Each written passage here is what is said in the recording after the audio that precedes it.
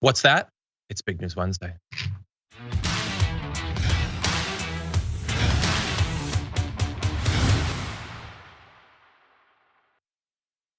We declare every Wednesday a Big News Wednesday, but I think a Wednesday following a pretty good primary night and the Trump raid and the IRA passing, it's a Big News Wednesday, Jayar Jackson, I think.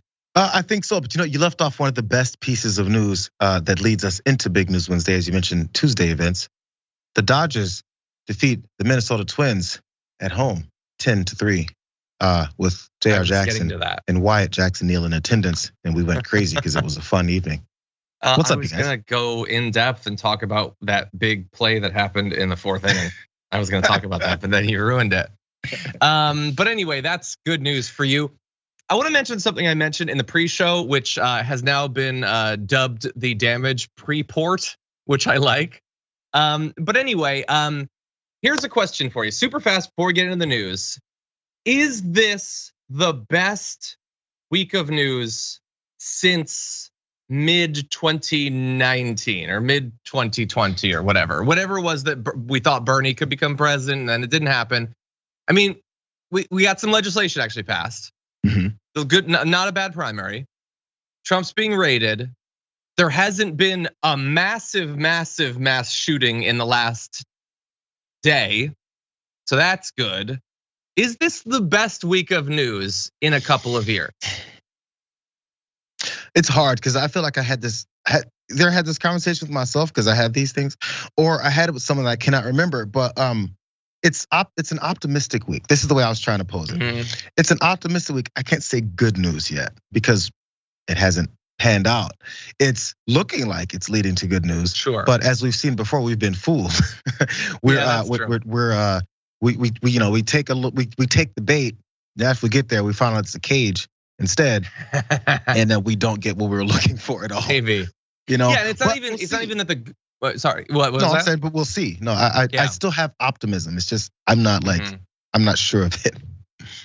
Yeah, it's not even that the good news is so good. It's that there is kind of some good news or optimistic news, and we don't have a ton of really horrendous news. I mean, look, you know what we've been covering on our shows the past couple of days. It's not like there aren't terrible things happening. There always are, but slightly less terrible. Anyway, I'm feeling a little bit buoyed by the okay news. I don't want to bring you down, John.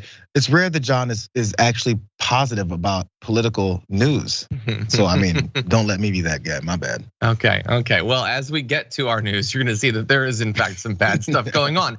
But we've got some fun news and some big news other than that. So now is the time in the program when I know you've all been waiting, finger perched above the like button. Go ahead and click it. You can do it now. Let people know that this stream is live. Send out those notifications and all that. So let's see how high we can get the like count today. You can also send us comments, tweets, and super chats, and Jayar and I will respond as we go. But with all that said, Jayar, are you ready to start the show? Fine, let's do it, whatever. Okay, well, actually, we're gonna be starting off the show kind of inspired by Jayar Jackson. Jayar loves a good mashup. He's produced many of his own. So producer Marisa produced one for us. Let's jump right into this.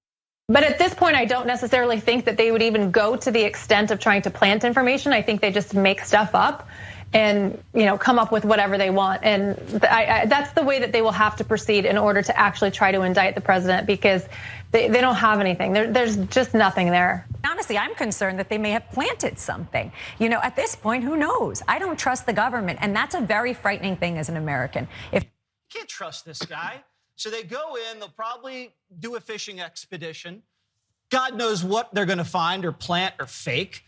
For example, do I know that the boxes of material they took from Mar-a-Lago, that they won't put things in those boxes to entrap him? How do we know? Their lawyers weren't allowed to see the boxes go. They weren't categorized. That's gonna be a problem. Thousands of documents were taken. His lawyers said they brought in backpacks. What was in those backpacks? Did they bring those in to fill them up, or did they have something in there? Okay, no, we're done. In one day, the right has decided what their story is going to be going forward. Not just to, ensure that their base isn't terrified about what's going on with Trump right now, but also let's keep it real in advance of what might come from this. So in that mashup, you had Christina Bobb, a Trump lawyer. You had another Trump lawyer. Then you've got Jesse Waters, who, by the way, went on to rant even more about planting evidence on his own show. To be fair, he did bring evidence, and the evidence was guesses and a hunch. And then you've got Rand Paul, so it's hit the actual elected officials. Ainsley Earhart is only too happy to agree with them. And then this morning, you get a statement from Trump. The FBI and others from the federal government would not let anyone, including my lawyers, be anywhere near the areas that were rummaged and otherwise looked at during the raid on Mar-a-Lago. Everyone was asked to leave the premises. They wanted to be left alone without any witnesses to see what they were doing, taking, or hopefully not planting. Why did they strongly insist on having nobody watch them? Everybody out. Obama and Clinton were never raided despite big disputes. So according to lawyers, the people and their lawyers are not present during these raids. That's just not how that normally happens. Now we can debate that and say whether it should be. I feel like you should be around for the raid. That makes sense, but this is not weird that they were not allowed there. And the reason that they've landed on they've planted evidence thing, I think there are two reasons for it. I think one of them is legitimate and one of them is not. The legitimate one first is that the idea that the FBI or law enforcement in general could plant evidence is pretty believable. Sure, yeah. The FBI and cops often plant evidence to get a conviction. And it is amazing that we have finally reached a point where the right cares about that. They have never, ever cared about that when it affected a regular person for whom drugs were planted or evidence of a murder was planted, their entire life was taken away, or they were in fact executed as a result of it. They have never once cared about that. But finally, it hits a wealthy, powerful white politician. And so, oh God, FBI could be planting evidence. I'm sure they're gonna care a lot about that going forward and look to reform our criminal justice system. The non-legitimate one is that it's non-falsifiable. If you say they're planting evidence, well, how would they prove that the evidence they get wasn't planted? It's very easy to just put it out there, to just say whatever comes is going to have been faked or planted there. And look, them debating whether there might have been planted evidence is not proof that a crime was committed. It's not proof that they believe that a crime was committed. But Jayar, I think we can all agree, like everyone coordinating on this narrative is not probably what you would do if you were sure nothing would come of this. If you were sure Trump hadn't done anything, you wouldn't be like, oh no, they're definitely planting stuff. There's gonna be lots of bad stuff, but it's not authentic and you shouldn't worry about it. It's almost like they're panicking. It's a little bit like a panic. What I've heard from these types of folks is they're the law and order party, the rule of law, and there needs to be crime deterrents for people who break the law so there won't be more people that are inspired to commit these same types of crimes, right? This is America. This is the shining example on the hill. We don't mess around with criminals. We don't let them just run free. We're tough. We back the blue. None of that means anything when it comes to then those same rules and laws and applications coming for your guy.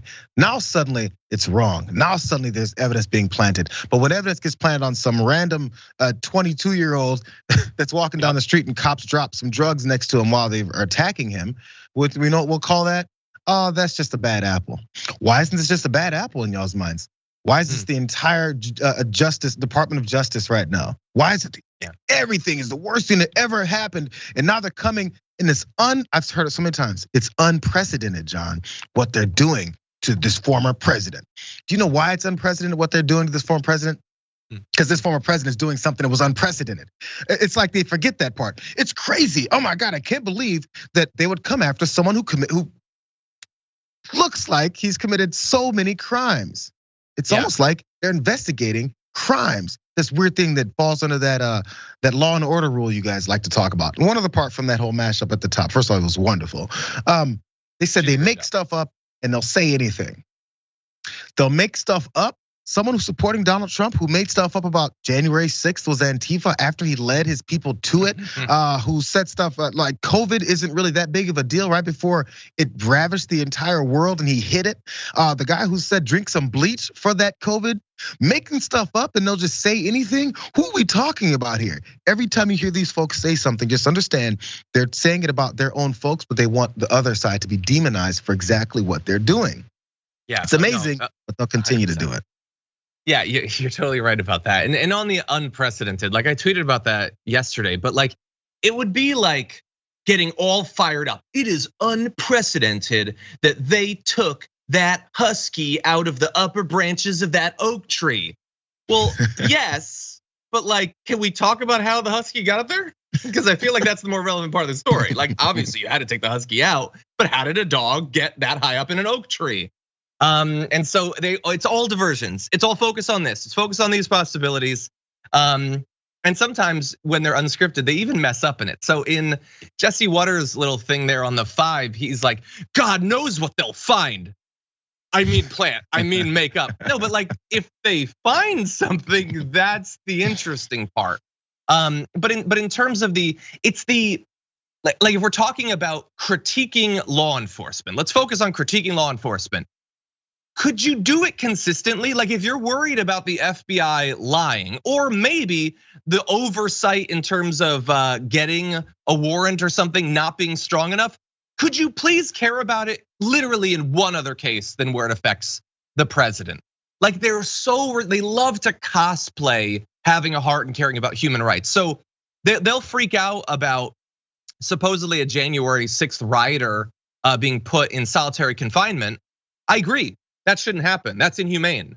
Whenever it happens to anyone, Marjorie Greene, could you care about it when it's not a January 6th rioter? Oh, you'll freak out when Ashley Babbitt gets shot. You'll freak out about the willingness of law enforcement to use force. Will you care about it during the George Floyd protests when cops are driving SUVs intentionally into crowds, when they're knocking over protesters and cracking their skulls open? And so like, it's the unwillingness to be consistent with your critique of law enforcement, which is demanded considering the evidence that comes out every day. And now you even have some supposed leftists on social media implying that like, oh, if you don't completely denounce the FBI right now, then you don't care about the FBI or warrantless wiretapping or surveillance. No.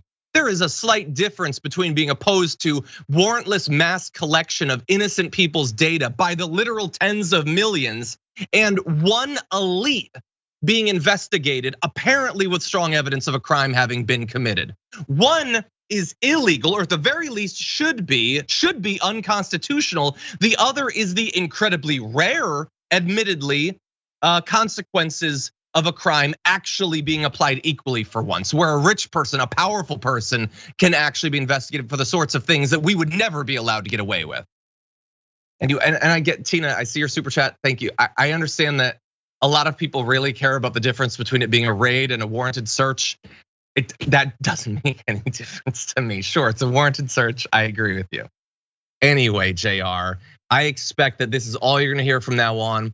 By the time evidence comes out, and God only knows what will, if anything will, there is not a single conservative who is not going to immediately believe that all of it was faked. By the way, you're gonna hear so many politicians they've already had openly and blatantly talk about how this is they need to have this retaliation. Wait until the midterms. Wait until Republicans are in power. Wait until, so then we're gonna investigate this, and that. And they won't even say because they have any suspicions of anything, not because there's any kind of actual crimes that they've noticed that they want to come after. If before Monday, they didn't say that they're looking to open up all these investigations into 18 different people, that means what they're saying has happened with this playing politics with the Department of Justice.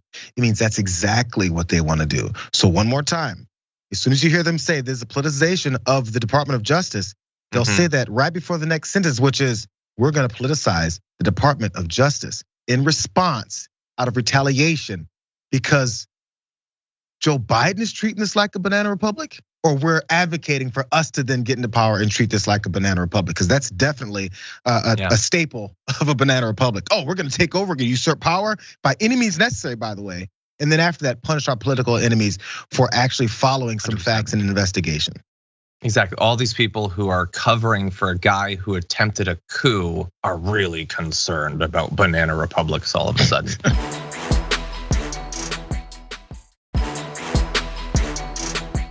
So we have some related stuff that I definitely want to get to, including some more fun. So why don't we jump to our next video? Taking the Fifth Amendment, like you see on the mob, right? You see the mob takes the Fifth. If you're innocent, why are you taking the Fifth Amendment? Fifth Amendment, Fifth Amendment, Fifth Amendment. Horrible. Horrible. I want the Fifth Amendment. I want immunity. The reason they get immunity is because they did something wrong. They didn't do anything wrong. They don't think in terms of immunity. Taking the Fifth Amendment, think of this, over and over. And if you're not guilty of a crime, what do you need immunity for, right? Taking the Fifth Amendment, the whole thing, it's a mess. Pled the Fifth. Never, that's the end of him. Ay, ay, ay. He pleaded the Fifth Amendment. Wait, what are we going to do with this guy? What happened? He pleaded the Fifth, right? He pleaded the Fifth. Where is he? This is like a third world country, folks. It's terrible. So what do you think Trump did today? What do you think? He saw the Fifth and he was like, I want me some of that. I'm gonna take it and I'm gonna plead it. He pleaded the Fifth. That's what he did. Like only the mob does. It's terrible. Only they would do it, except that he, of course, is doing it, which is his constitutional right, admittedly. And as suspicious as it seems, pleading the Fifth does not mean that you're guilty of whatever is being asserted. But that's my position on the Fifth. His position on the Fifth is that it's the most suspicious, guilty thing you can possibly do, and he is jumping into doing it. Yes, he said he will invoke his Fifth Amendment right against self-incrimination and not answer questions during a deposition with New York Attorney General Letitia James's office. This comes after they tried to get a New York court, his family did, to invalidate subpoenas for testimony. They didn't want to participate. They eventually lost in that, and now they're, again, not participating. He's being investigated there for financial fraud, violated tax, insurance, and banking laws. And while he is pleading the Fifth now, his two eldest children, Donald Trump Jr. and Ivanka, were deposed last week. We don't know exactly what happened with them. I'm going to assume the Fifth. Like the mob, they pleaded the Fifth. Now, I think at this point, it is inescapable that this is wildly hypocritical. And so he was forced to come out on Truth Social and truth about it, saying, I once asked, if you're innocent, why are you taking the Fifth Amendment? Now I know the answer to that question. When your family, your company, and all the people in your orbit have become the targets of an unfounded, politically motivated witch hunt, supported by lawyers, prosecutors, and the capital F fake news media, you have no choice.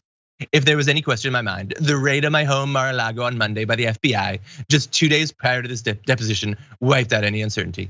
I have absolutely no choice because the current administration and many prosecutors in this country have lost all moral and ethical bounds of decency, which he holds dear. I will remind you, by the way, he's pleading the Fifth in a totally separate investigation. This is not about the FBI raid.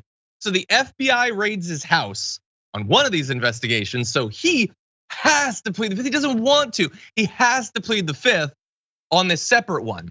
And by the way, if he doesn't need to plead the Fifth, presumably he has things he can say in his own defense that might make him appear not guilty. And he's choosing not to do that because his arm was twisted by the FBI in Mar-a-Lago. He's just got to plead the Fifth, Jayar. It's sad that he's been put in this position. So he said, what was that statement about how he had once said, if you plead the Fifth, that means you're guilty, and he needs to now clean that up. Who was he talking about? I keep looking up who was he talking about in that particular situation that was pleading the Fifth, and then they must, of course, immediately be guilty. And he says, because when people come and target after your family, your friends, your background, your associates, and your whole life on a witch hunt, that's when you plead the Fifth. Yep. So according to that logic, whoever it was that he was talking about, which probably was a political enemy, that means that the authorities were coming after their life, their family, their background, their situation completely. When people flip their ridiculous declarative points like this, you have to take all of it with them. So then you have to ask the next question. So was the whole circumstance that you were complaining about from someone pleading the Fifth, was that all a witch hunt too? Because you just said, now that you're pleading the Fifth, anytime people do that, you've discovered it's because there's a witch hunt going on. Are all these witch hunts? Are all of them witch hunts? No, Jayar, that's the problem with all these mobsters and everyone else who pleaded the Fifth. they didn't come out and say, it's a witch hunt, it's a hoax. If only they had done that, then they would have been totally okay to plead the fifth. All you have to do is shriek that literally every investigation, no matter by who, at what level, in what state, all of it's a hoax, and then you don't have to cooperate with literally any of it. And by the way, we have to assume, based on his statement, that if the FBI had not raided Mar-a-Lago Monday morning, then he totally would have participated, and he would have been forthright and forthcoming and giving tons of information. He would have been an active, enthusiastic participant in this investigation. Against his will, he's being forced to not participate. John, you read my mind, bro. You read my mind. I wrote it down because I wanted to say it. Supporters even said that authorities could have asked Trump to cooperate. They're saying this. They're saying this right on the day that all happened. But then they just decided not to. They could have asked Trump to cooperate and give up all these things that he was hiding, that he destroys, that's on record knowing he destroys these things. But if they'd have just asked him, he would have cooperated. Hey, they're asking him through subpoenas already. Guess who's not cooperating? Anyone surrounded by Trump. Oh yeah, so someone robs a bank, shoots the security guard, and takes off on the run and leaves the state. They catch up to him 2 states later and a week afterwards. And he goes, bro, if you'd have just called me and asked me to come by the police station, I'd have been there. All I was doing was running. It's been shown that you're looking to get away from the crime. And then when they come and get you for it or investigate you for it, you complain that you would have just walked in if they would have asked nicely. Get out of here. Nobody believes that. Yeah, no, I wanted to come in peacefully, but you were chasing me. And I was so aggrieved by that. Your chase was a hoax, sir. Chasing, can't participate. Last I heard, if you cooperate with the police, they won't do anything to you. I mean, even just a normal traffic stop, just comply and everything will be okay. Comply. Donald Trump, just comply. It's so ridiculous. Anyway, look, if they had been warriors for reform of law enforcement this whole time, think about how much stronger their position would be now. No, they loved it. Back the blue until the blue is behind you. Anyway, then you back into the blue. Exactly. Oh geez. Okay, let's move on to one more thing. What do you think? That was quick. Wow, look at the TT on there. Nice. They were ready to go. Okay. What do you think Trump is going to do following this raid? Well, complain a lot, make himself out to be the victim. Sure, all of that stuff is true. But eventually, he's gonna get to his favorite card in the deck. He's gonna fundraise off of it. And in fact, the emails are already flying. With him putting out emails about the FBI raiding him, they're very personalized, saying, these are dark times for our nation. Talking about Mar-a-Lago. Nothing like this has ever happened to a president of the United States before. Again, husky, top of the oak tree. Anyway, it's important that you know that it wasn't just my home that was violated. It was the home of every patriotic American who I have been fighting for since that iconic moment I came down the capital G golden, capital E escalators. Escalators, there were many of them in 2015. Anyway, they want to stop me and the Republican Party. The lawlessness, the witch hunt must be exposed and stopped. So if you're a red-blooded American patriot with a capital P, step up and give me money. Because I need to defend myself. And what am I supposed to do, people? Tap into my billions of dollars I have. No, you poor dumb schlub. You should pay for the defense I'm totally gonna put up. I'm totally gonna spend it on this. Give me money, give me money, give me money. Immediately. Okay, they like talk about elitism and how those elites keep doing one thing and then saying another and destroying your life as they're those elites. In case you guys don't know that secret, they're the elite. And in fact, he pointed it out to you. So in order to fundraise, or at least in order to get folks on his side, all they've been saying this. They're not coming after me. They're coming after you, and I'm just in the way. I saw that stupid ass meme. But he said they're coming after me, and I'm just in the way of getting to you. How so? What documents do I have in my house that I'm destroying from being a president of the United States? Which documents have I been flushing down the toilet and ripping up? Hey, which group of thousands of people did I incite to run up on the Capitol? I didn't do any of that stuff, but they'll make sure they say, hey, you have the same level of power that I do. How many people did I pardon as I left the presidency after they were convicted of crimes? How many people had recorded conversations backstage talking about me as the big? Oh, I think you might have muted yourself by accident. Sorry. not at all. Don't shadow ban yourself. Okay, no, you're good now. Here. Sorry. I'm still here. No. Continue. Maybe they're coming for me. How many of those people are actually doing those things, but they need to connect you with him in order to make sure you have some kind of, again, I've always said this. The reason they can jerk all these idiots around is because they've connected it to their identity. It's not you're a person who supports Donald Trump. You are Donald Trump. And if he goes down, you go down. It's really weird how that works. But no, it's been such an effective thing. Like these people have been so well trained to lick a boot that I think it's sewn to the sole of that boot now. I think it's a human caterpillar type situation with a nice chunky work boot. I think they make it. By the way, these crimes. What? He said it coming for you guys because you're regular folks, and in the next effing sentence, then says that's what happened when I came down the golden escalator. Hey, do you have a golden escalator in your house?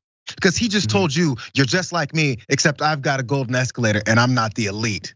Bro, he's doing it in front of your face.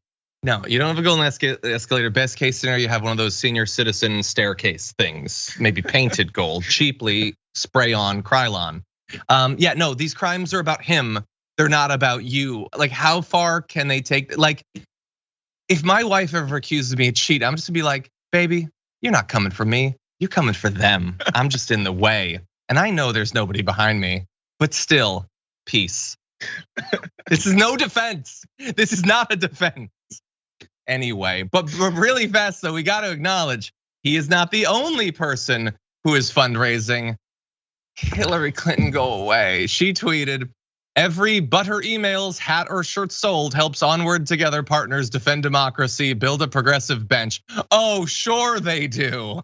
And fight for our values. Just saying, yes, if there's anything Hillary Clinton desires, it's a deep, strong, well-funded, progressive bench. Anyway, look, I get why she would do this sort of thing. I get why she would be frustrated with the whole emails thing or whatever. But we don't need you in this story right now. You already are generating so much of the counterattack from the right. Can you sit this one out briefly? Just my only rule here for Democrats like this. Just don't copy the bad, stupid things that Republicans do. Stop making hats that say the opposite of Make America Great Again, or the same thing just in blue. It's the same thing we complain about. I have an idea. Talk about policy. Talk about while they're over here getting investigated for their crimes that their former president did, we're moving the country forward. Yeah. Maybe shift the narrative that way instead of going, you know what? I've got hats too. You know what? I'm gonna have a different acronym for MAGA. Don't put yourself in the same position. That's all. That's all. I mean, Hillary can be around, but by the way, where's the money going to? A presidential run? No, she's saying it's to funding other candidates or whatever, which maybe it is, but probably look into which candidates. Anyway, with that, Sophie's gonna die if I don't go to break. So we're gonna take our first break. I have to bow to the parliamentarian. So with that, we're gonna take a short break. When we come back, Rudy Giuliani gets his as well after this.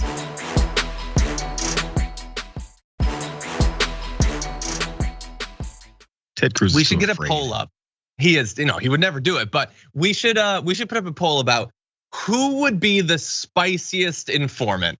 Oh, I like to turn on Trump. If it's like, Chris Christie's already like, no, it's totally legitimate. Investigate him. So that's too easy. I would say if it was Melania, Ted Cruz, Mike Pence is okay. I don't think he has the access. But honestly, if it was Barron, who would you like to see? They probably kept him away long enough. I think it's Ivanka's husband. I'm blanking on his name. Jared. Oh, Jared? You think Jared did it? 100%. No, Jared behind the scenes doesn't like these folks, and he opportunistically jumped in the circle, and now he's like, "Whoa, you mean I'm gonna go down?" I'm just trying to benefit largely off of this for my own bank account, which he has. And then now he's like, turn time. He's the quiet assassin. Nobody's gonna pay attention. Maybe if we can get a poll up, let's do Jared, Melania, Barron, Ted Cruz. Who would be the spiciest turn? Meadows has to be in there because Meadows is looking at, I think, some serious charges. Maybe. Once if they anyway, discover. Okay, we got to get to some news though. Thankfully, we have one less story to get to this hour. Sophie, so you can relax. Your blood pressure should not be that high.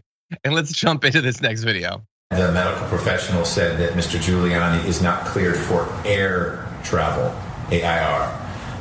John Madden drove all over the country in his big bus from stadium to stadium. So one thing we need to explore is whether Mr. Giuliani could get here without jeopardizing his recovery and his health. On a train, on a bus, or Uber, whatever it would be. The focus seems to have been he's got to be on a plane. And New York is not close to Atlanta, but it's not traveling from Fairbanks. So Rudy Giuliani's effort to get a doctor's note so he wouldn't have to testify in Georgia is not gonna succeed, at least at this point. That judge was incredibly dismissive. It's one thing to be like, you can take a short plane trip or you can take a plane, but when you're throwing out like an Uber or whatever, that is not a person who's buying the BS that Rudy Giuliani is selling. But anyway, they're investigating his participation in the 2020 election meddling. He had said, I have a doctor's note, I can't travel by plane. I'm sure that stops him on all of his other trips by plane. Anyway, they said the judge said, I'm confident he can find a way short of a Greyhound to get him to Atlanta. Do it in 3 legs. Do you know folks in DC? Spend the night there. Have you considered Couch Surfer? It's a nice website. You might meet somebody cool. No, like they were just not having it. Now that doesn't mean that he's actually gonna go. Maybe he's willing to really test this thing. Maybe he's hoping to eventually get pardoned if Trump gets elected again. I don't know. But it would be great to see Rudy Giuliani being forced to testify for his very willing, if unpaid, participation in the coup. If unpaid, man, doesn't that make it even more pathetic?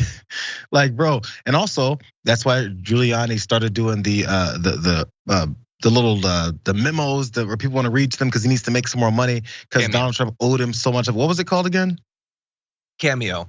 The cameos, right? I always forget the name of that little group. Yeah. So he's doing the cameos. He's trying to make his money because after all this, you still got screwed over by the guy you have all this loyalty to, which he still has to this day. So yeah, I mean, how many more BS excuses can they come up with trying to avoid law and order, the party of law and order in the country, just making stuff up. Oh, I can't make it, can't fly. Where's it coming from? New York? And he has to go to Atlanta? Yeah, bro. Not again, that long of a flight. I know you're not getting paid, but I assume you have enough access, power, and money. How about a driver? Someone has a car, they'll drive you down. It's a several hour drive. You can sit in the back, nap all you want, to play on your phone. You'll be there in no time.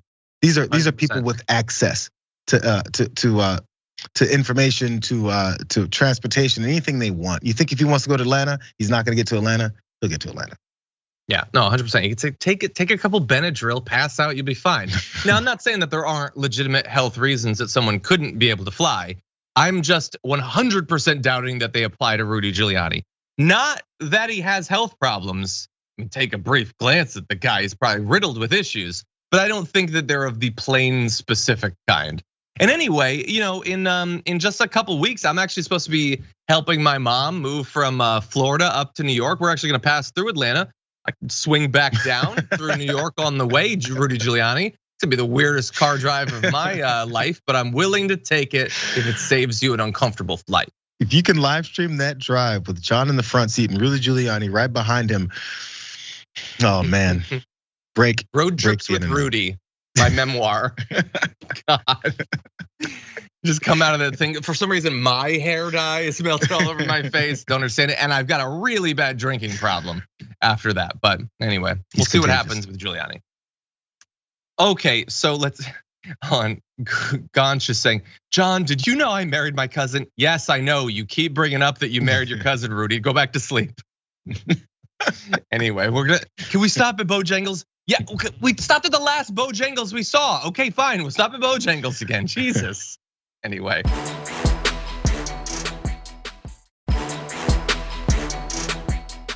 Okay, let's jump into one of the more serious stories of our program.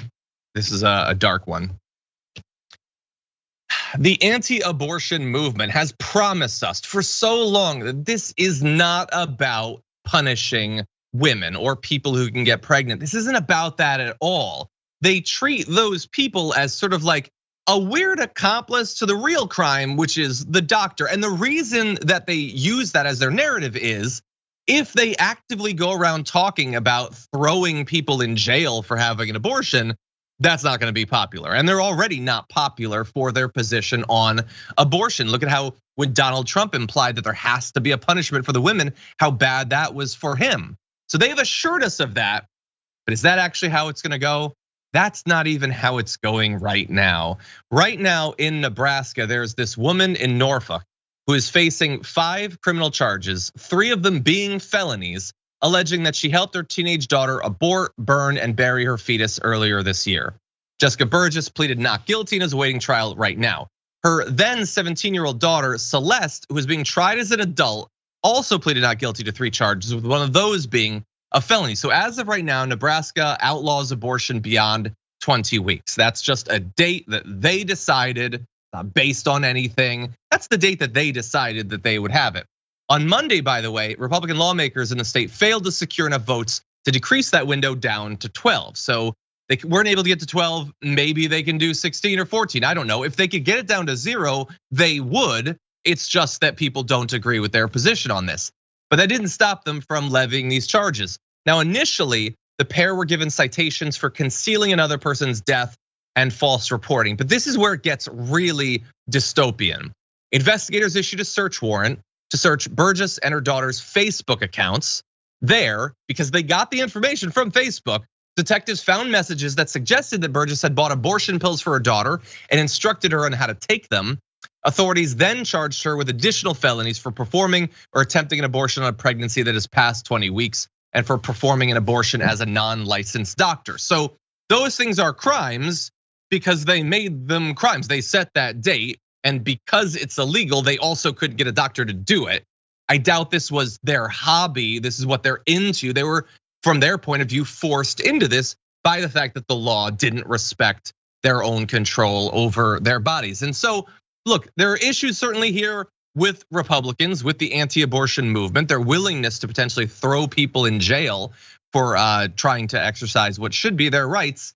But there's also issues here with Facebook. And they've made big claims recently. Actually, just a month ago, Mark Zuckerberg was asked by employees how the company is gonna protect those seeking abortions. And he's like, oh, don't worry about it. We got like encryption and people are gonna be safe.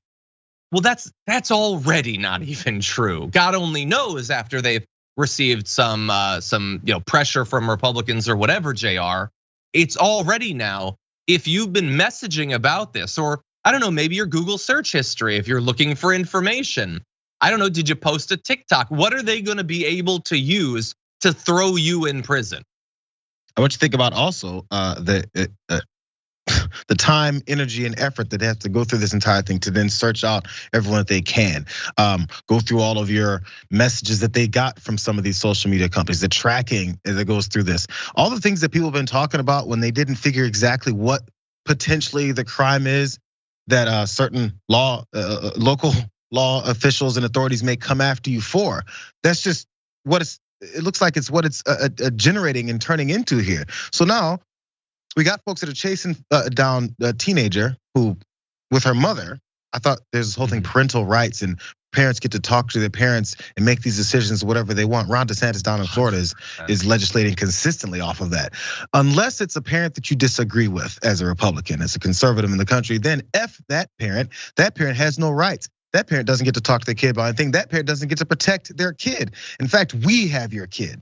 Is that something that Republicans are in support of, these conservatives? Is that something they're all talking about? No, we control your life because of our religion and our belief systems. We get to tell you what to do, implement these laws, and then violate your rights and go through all of these to get Facebook and Meta to send us your information. Think you're not gonna do it for other things, you're mistaking yourself, because before they did it for this, I'm sure you said they wouldn't do it for this. Well, they just did. 100%. No, if you want parental rights, you can have it to like shield your kid from learning that slavery happened, or that if it happened, it was bad. And that's pretty much where your rights end. Oh no, also the complete denial of, rejection of the fact that the LGBTQ community exists. You can also have the right to shield them from accurate, honest, true information.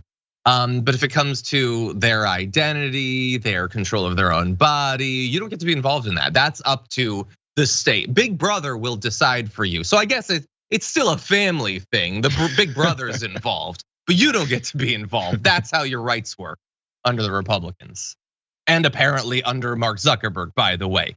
Like, this story needs to be a national story for a lot of different reasons. Certainly because of the ongoing debate about the state of these rights following the destruction of Roe v. Wade, but also, like, we cannot miss an opportunity to put pressure on big tech to be even slightly less enthusiastically evil than they're being. So hopefully people pay attention for that reason as well. Okay, everybody, I think we're probably gonna go to our break. We come back, we got one more story, we'll read some comments and everything, so don't go anywhere, we'll be right back.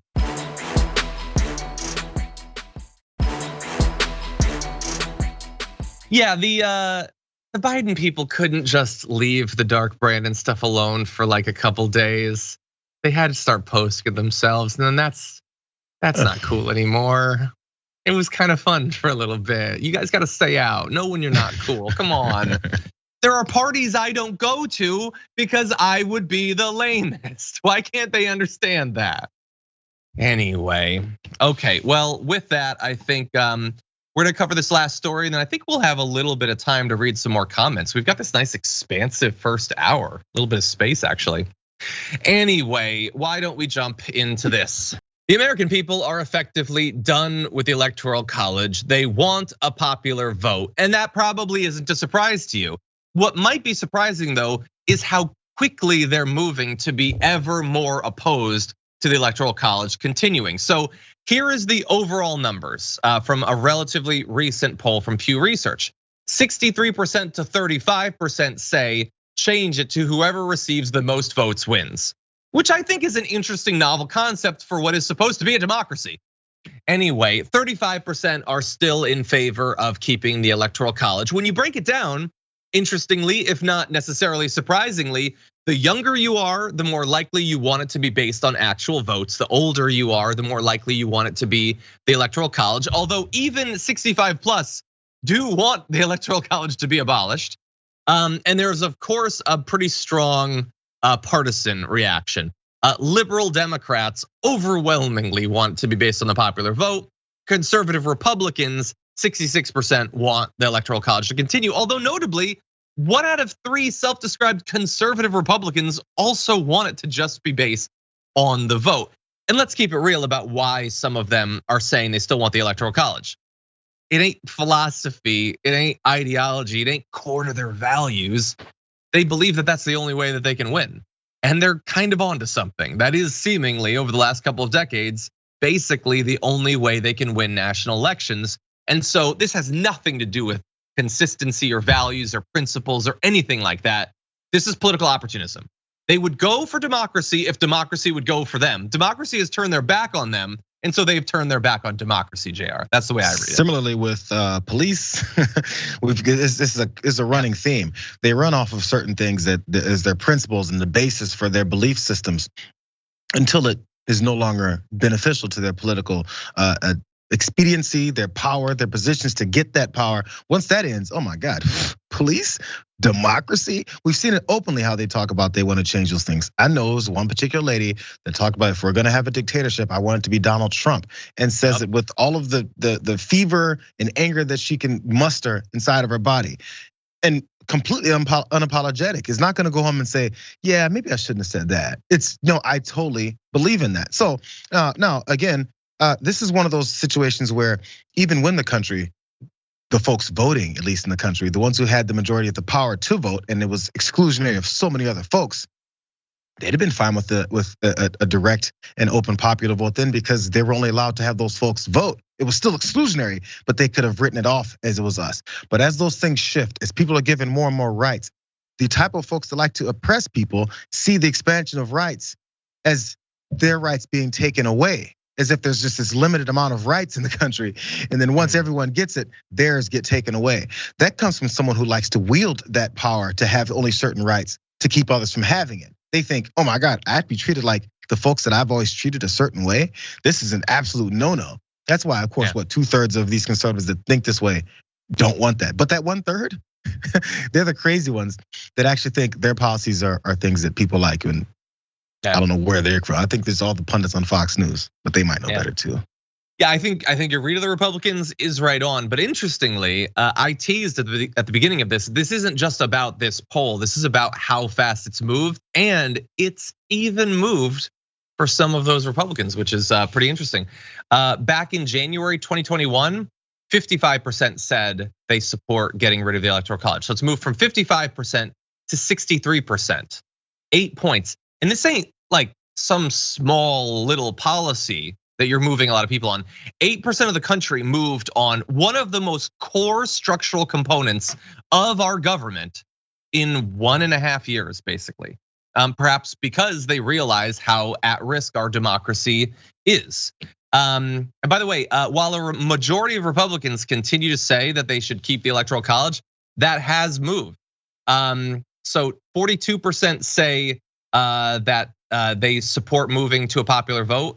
It was 37% in 2021. It was 27% in the immediate wake of the 2016 election. And so 27 to 42%, it's still not a majority, but that is pretty fast movement for something pretty big. That also, by the way, is not a super new issue. It's not like nobody was thinking about the Electoral College before 2016. There are many Republicans who probably thought they had a fairly hardened, concrete view on this. We went through 2000, we went through the concerns about 2004, that presidential election, and yet still many of them are moving. And so I think this is something that we need to continue to push on. Any change like this is gonna be super difficult, but we can engage in these fights while we also pay attention to more topical stuff day by day. I think we can manage to do both of those things. It has to be something that they're gonna push and make sure they say regularly and with a clarity, because of course it's gonna get attacked as looking to usurp power again because of projection. Yeah, 100%. Okay, we have a couple minutes before we close the hour. Just briefly, Jayar, we haven't done a real proper plug for the watch list in a little bit, certainly with you here. So tell me the appeal of the watch list. Why should people be tuning into the watch list before then staying on and watching the Damage Report every day? I mean, we do promote the Damage Report on a daily basis. Yeah, the watch list, we've been around since January. I did just, I think I was messaging with one other person that watches the shows, and I was like, oh, have you checked the show? And they were like, no. So it's every morning just for Damage Report, 9 o'clock over here on the West, noon Eastern. We go through all the videos of the day, man. A lot of the political stories, of course, society stories. We dip into sports every once in a while, especially when Waz comes on and Ricky. But the things that drive those sports stories, of course, not the scores that happen. And I think we do have a little bit of fun with it. It moves very fast. We jump through several stories within this 45, 50-minute time span that we have. So yeah, it's a way to get the whole thing, the whole day started over here at TYT. It's fun. It's good times. Yeah, by the way, despite I think of myself as searching basically the entirety of the web for what's gonna be on our show, but you had some amazing stories this morning, including that crazy, I think it was in Las Vegas, the stabbing. I hadn't seen anywhere. That is horrifying. I was torn on that because this is the thing. People have this level of disdain for robbers. There was a teenager that tried to jump in case you guys didn't see it, tried to jump over the table or the separation from the products. And tried to, the counter, and tried to steal everything, got stabbed multiple times and said, I'm dead. I felt really bad for that kid. But most people wouldn't. He was a would-be robber.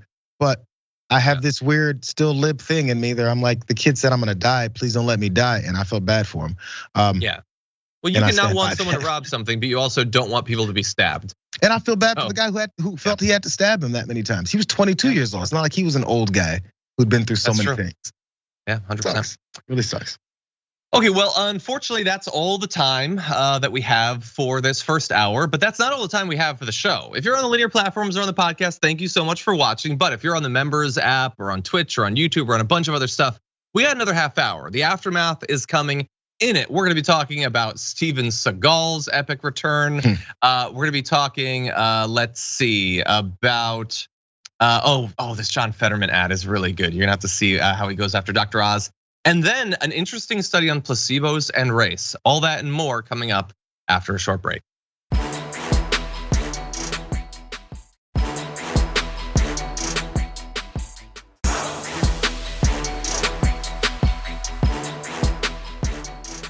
Thanks for listening to the full episode of The Damage Report. Support our work, listen ad-free, access members-only bonus content, and more by subscribing to Apple Podcasts at apple.co/TYT. I'm your host, John Adarola. I'll see you soon.